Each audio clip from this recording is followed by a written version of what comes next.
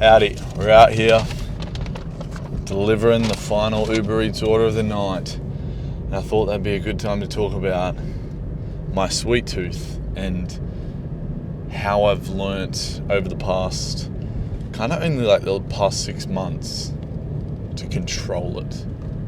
It's been a long journey, but here's the inside scoop. Roll the intro, mate. In a world where Hollywood is creating the same shit movies every single year, this young man wants to change that. This is the story of Riley Coyote making his own TV show.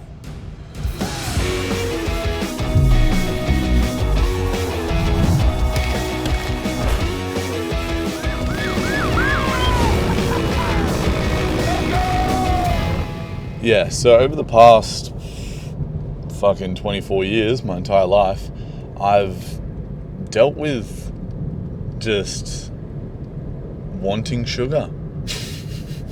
I thought it was normal, but then because it was normal in my family, like every single one of my immediate family members has a sweet tooth.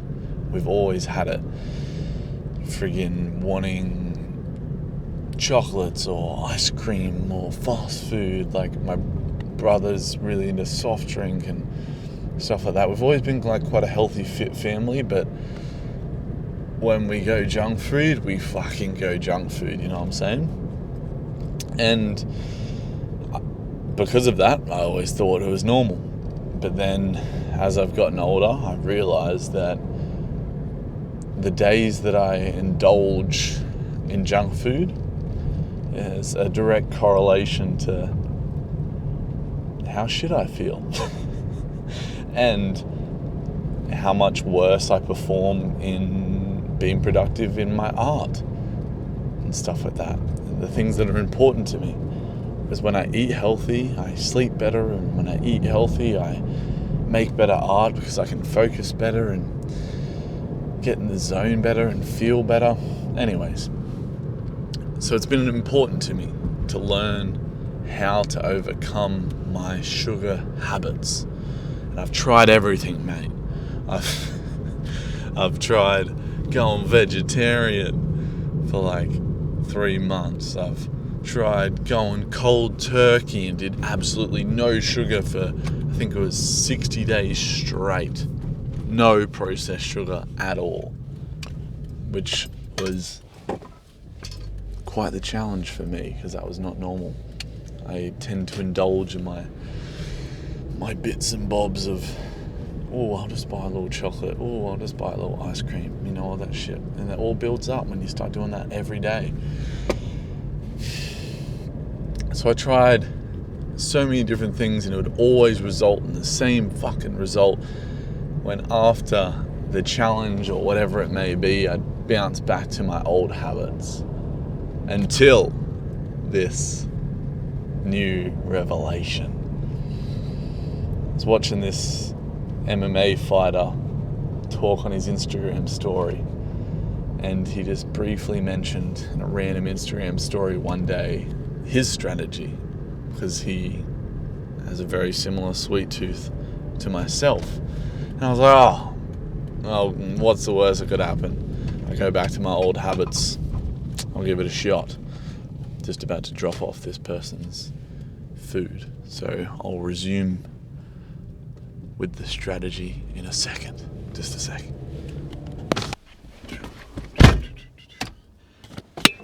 So, this up-and-coming MMA fighter on his Instagram story, his strategy was... I'm sorry guys, I just keep making you wait. I'm not trying to build super anticipation. It's not that crazy, but it is actually crazy because it has changed my rhythm, because I don't freaking do that bullshit anymore. And here it is. Here's the reveal. So, Monday to Friday, every weekday, absolutely no junk food. Classify what that means for you specifically, but make that rule set and don't break that rule set Monday to Friday. And then on the weekends, Eat whatever the fuck you want. No boundaries. No restrictions. Go for your life. Get fat. Who cares? It's the weekend. Now, what you find out starts to happen, which is really interesting, is, for one, it works really well because you start to get sugary cravings Wednesday, Thursday, and then you're like, oh, I only have a couple days till the weekend. May as well just stick it out. And then, sometimes when the weekend comes, you're like, oh, I can have whatever I want, but I don't need to. Sometimes you peek the fuck out, or sometimes I peek the fuck out, but sometimes that happens when I don't need to, and that's great. And another bonus of it, I don't know if anyone will relate to this, but a big part of my sweet tooth was